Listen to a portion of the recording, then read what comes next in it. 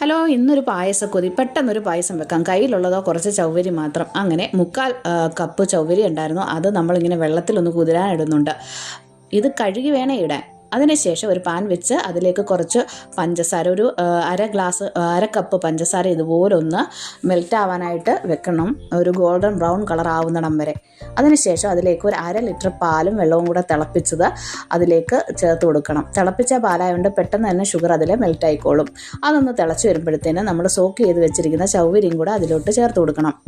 ചൗവരി soak ചെയ്ത് വെച്ചിരുന്നായതുകൊണ്ട് അത് പെട്ടെന്ന് തന്നെ അങ്ങ് വെന്ത് കിട്ടും. ഒരു 5 മിനിറ്റ് കൊണ്ട് അതൊരു ട്രാൻസ്പെറൻറ്റ് കളർ വരും. ആ സമയത്ത് നമുക്ക് ഒരു 1/2 കപ്പ് പഞ്ചസാരയും കൂടെ ചേർത്ത് കൊടുക്കാം, മധുരത്തിനനുസരിച്ച്. ശേഷം ഒരു 5 മിനിറ്റ് കൂടെ കുക്ക് ചെയ്താൽ മതി.